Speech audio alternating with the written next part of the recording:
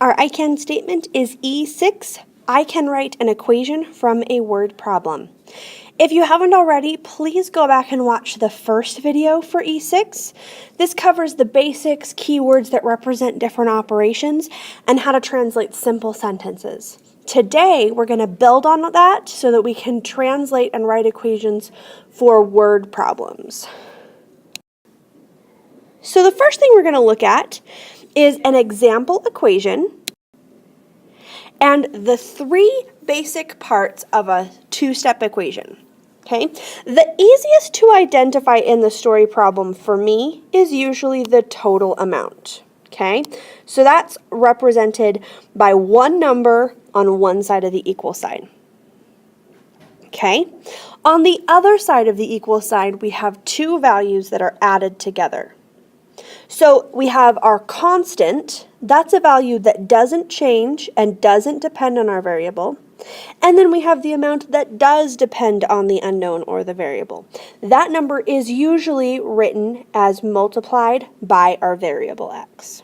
So when we're looking for key things in the story problem, we want to look for the total amount.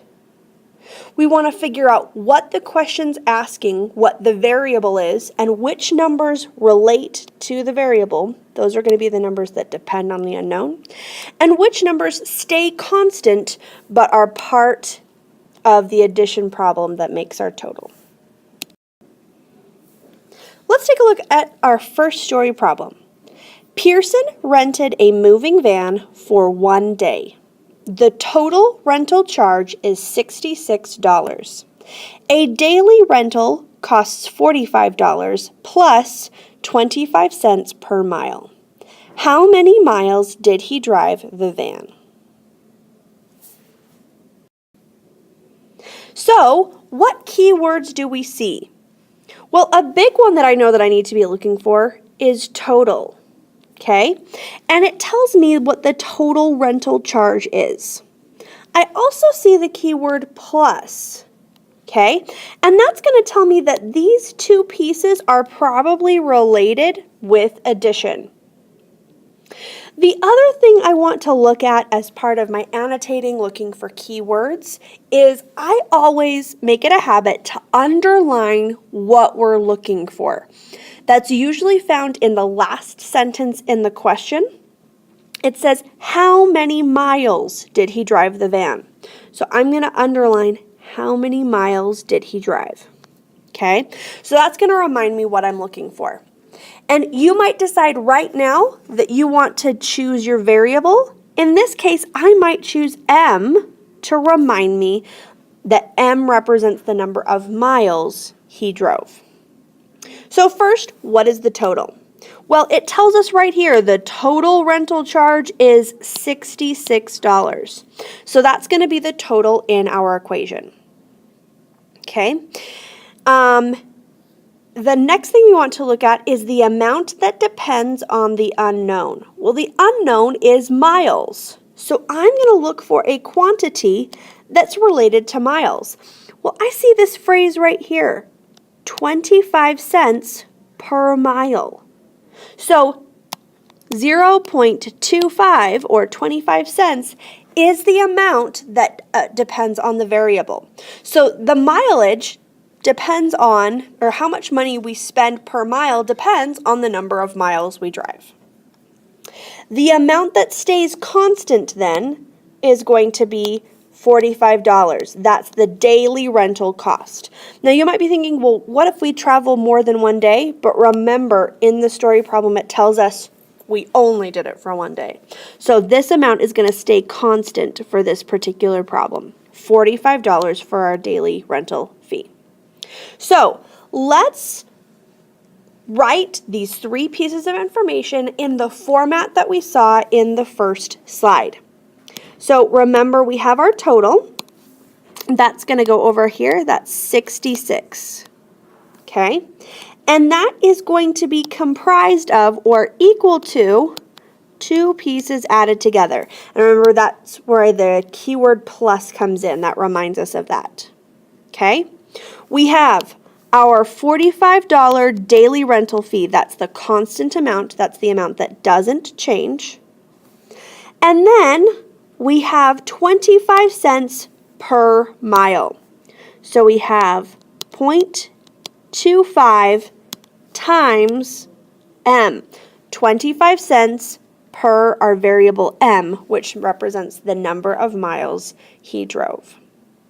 So our equation that we wrote from this story problem is 0.25 m plus 45 equals 66. Now, if you need to, go ahead and start the video back at the beginning of this story problem and see if you can write the same equation on your own, following along as you need to. All right, now we're going to take the equation that we've written and we're going to go ahead and solve it. This will be good practice solving the equations that we write. So when it asks what is the value of the unknown, it's saying find the value that makes this equation true. Or in other words, we're trying to find what m equals. So to do that, the first thing we want to get rid of is that constant value. So we're going to subtract 45 from both sides. So we get 0.25 times m equals 21. Then we're going to divide both sides by 0.25 because that's the coefficient of m, or the number that's multiplying m. So we're going to do the opposite of division. So we'll get 1m, since those cancel out. 1m equals 84. So our answer is they drove 84 miles. Now let's do the check. So the first thing we're going to do is rewrite the original equation. So what I have up there in black. So I've got my original equation, 0.25 times m. Remember, if they have two things next to each other in parentheses, the operation is multiplication. So 0.25 times m plus 45 equals 66. However, we're claiming that the value that makes the equation true for m is 84. In other words, we should be able to take 84 and put it in place of m, and our equation will be true. So let's test it out. So instead of writing the m, we're going to replace it with 84. Now, I know that the right-hand side of my equation equals 66. I want to type the rest of it into my calculator, so I'm going to type in 0.25 times 84 plus 45, and I get 66. So that lets me know that my answer is correct.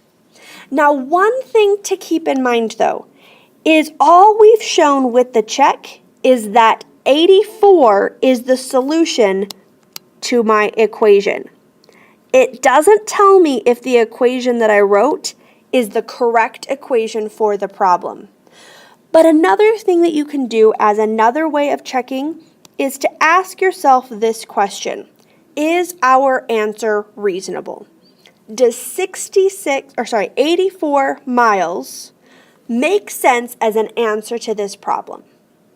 If so, that lets you know you probably have a correct equation, or at least one that's close to the correct final answer. So that's a quick check that you can do to make sure that your answer makes sense. All right, let's take a look at the next story problem. Carla runs 4 miles every day. She jogs from home to the school track, which is 3/4 of a mile away. She then runs laps around the 1/4 mile track. Carla then jogs home. How many laps does she run at the school? All right, now I want to take a look at a couple of things here. So let's make some more room over here. Okay, I want to draw you a picture. So here's Carla's home. And here's the school track. Now, we know a couple of things. We know that the distance from the home to the school track is 3/4 of a mile. We also know that the distance around the track once is 1/4 of a mile.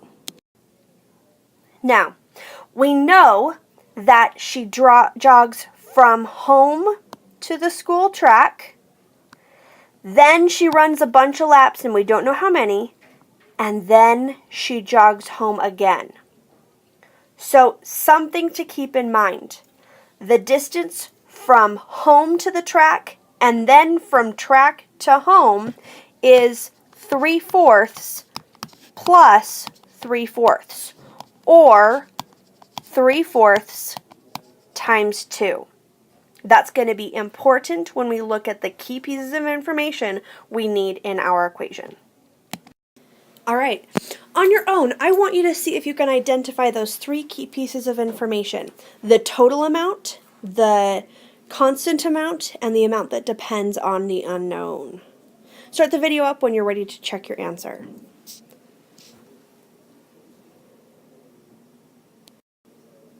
All right, the total is the 4 miles that she runs every day.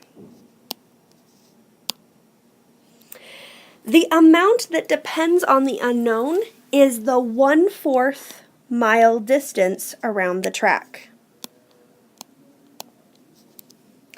The amount that stays constant is 1 1/2. Now, where did I get that number from? That's 3/4 times 2. That's the distance from home to the track, and then from the track back home. So those are the 3 key pieces of information. So our equation should be 1/4 times x plus 1 1/2 equals 4, assuming that x represents the number of laps that she runs at the school. All right, now that we have an equation, I want you to try on your own solving the equation, finding the value of the unknown, and then checking your answer using the equation. Start the video up when you're ready to check your answer. All right, so this is the solution for the equation. I subtracted 1/2 from both sides, then I divided both sides by 1/4 to get x equals 10. So 10 miles, or 10 laps, 10 laps is the number of laps that she runs around the school track. Now I want you to check your answer by plugging 10 back into the original equation to make sure that it works. All right, so I plugged 10 back into my original equation, and I got both sides equals 4, so I know that my answer is the solution for the equation that we wrote up here. Now the next thing I need to ask myself, is my answer reasonable? Does 10 laps around a 1/4 mile track seem to make sense based on our equation? Now, if I had said 1 lap, if I had said 200 laps, those are some examples of unreasonable examples. But 10 laps is a reasonable answer for our solution. All right, I want you to try this last one on your own. I want you to try to find the total, the amount that depends on the unknown, the constant amount, and write an equation. Once you've written your equation, I want you to solve it and check it. So I want you to do this entire thing step by step, and then check your answer when you're ready. All right, so 34 is the total amount, because that's the total amount she spends on all of her homework. 3 is the amount that depends on the variable, because the variable represents the length of time it takes for 1 paragraph, and we're told she writes 3 paragraphs. 10 is the constant amount, because no matter how long it takes her to write her essay paragraphs, she still does 10 minutes of math homework. So our equation is 3x plus 10 equals 34. All right, so I subtracted 10 from both sides, then I divided both sides by 3, and I got x equals 8. Then I plugged 8 back into my original equation. So 3 times 8 plus 10, and I wanted to see, does that equal 34? When I typed both sides into my calculator, I got 34 for both sides, so that tells me that my equation has the correct solution. The other question I want to ask myself is, does this answer seem reasonable? Does it make sense to take 8 minutes per paragraph if I'm doing 34 total minutes of homework? That answer makes sense. Remember, if you need to watch this video over again so that you can review the examples, please do so. Pause as you needed. Check to make sure that you're understanding each step. Thanks for watching.